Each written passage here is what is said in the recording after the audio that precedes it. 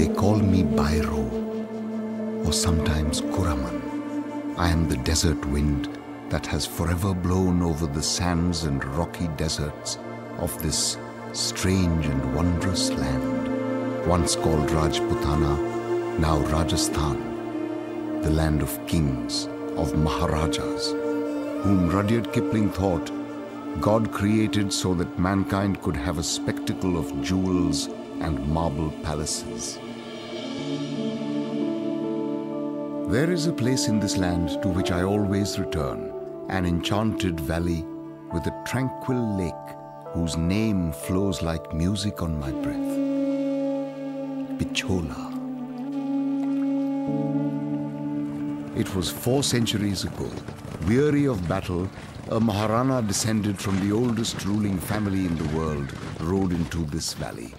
As I rushed to engulf him in my welcoming embrace, the elusive scent of wild lilies that had quietly stolen a ride on my back seized the opportunity to enchant him and lured him to the lake.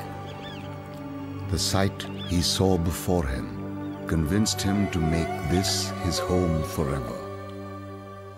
Thus was born the fairy tale city of Udaipur, named after its founder, Maharana Uday Singh. I have floated through the fortified palace built by the Maharanas, swelling with pride at the reckless chivalry of the Udaipur clans, riding out to battle in their sacrificial saffron robes, preferring death to dishonor. In the rosy hue of dawn, Lake Pichola seems like a mirage, and floating on it, seemingly unreal, a summer palace, Jag Mandir, that once provided refuge to a rebel Mughal prince, later to become the Emperor Shah Jahan. It is said that memories of his stay here played on the emperor's mind as he conceived the incomparable Taj Mahal.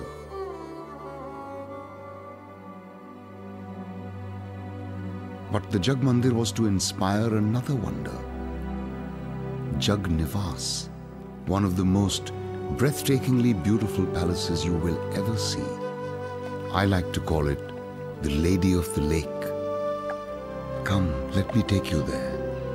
Let me float you gently over Lake Pichola to Sadarghat, the gateway to this piece of paradise. A palace hotel like no other.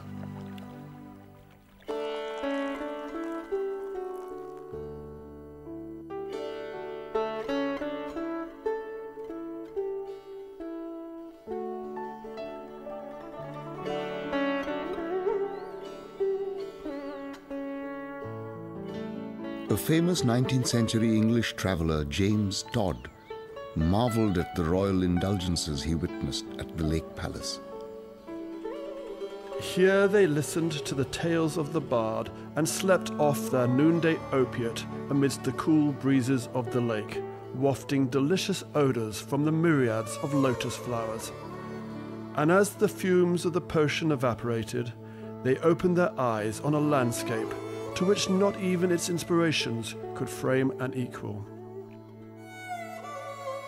Across the centuries, I have time and again sneaked in here, spellbound by what I saw.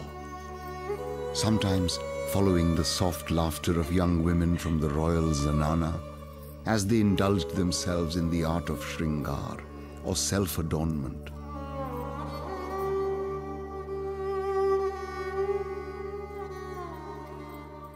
Hard not to be transported back to an era where fairy tales fade in comparison to the magic and opulence of the ceremonies and palaces. For me, that world coexists in beautiful harmony with the present. When you enter our world, you will find yourself surrounded by the depths of our rich heritage and culture.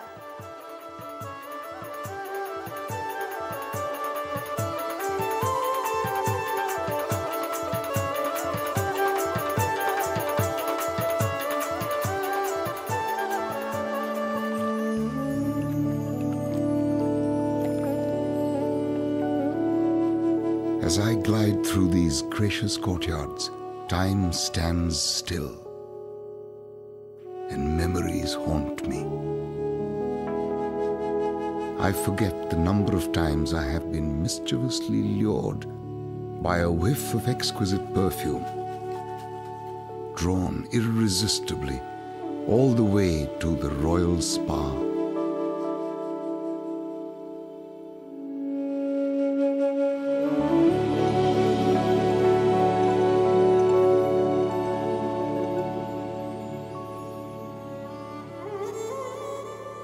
There was a time when only royalty could occupy these elegantly redesigned suites. Sajjan Nivas, once the private suite of the Maharana himself. It was here that decades ago, the present Maharana Arvind Singh Mewar was bequeathed a special legacy by his grandfather. He now lives across the lake, where I often lie in wait, hoping to steal a ride in his favorite Rolls-Royce. The Lake Palace has always been the summer residence of the family, where not only the immediate family, but the entire palace establishment moved across the lake. As children, we were always very excited at the prospect of moving to the Lake Palace. It has an exceptional ambiance, which is unique and tranquil. And yet, just across the lake is the City Palace complex, the heart of the Udaipur experience. Today, we are very happy to share our summer residence with guests from all over the world.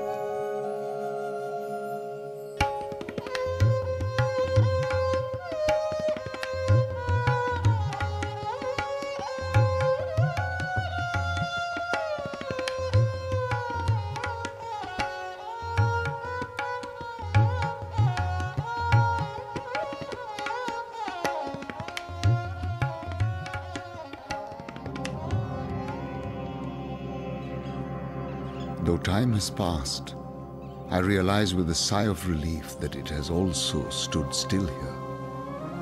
And though I am free to roam the lands, uncontained and unbound, I believe that I am somehow anchored to this magical, mystical place, tied possibly by my own heartstrings.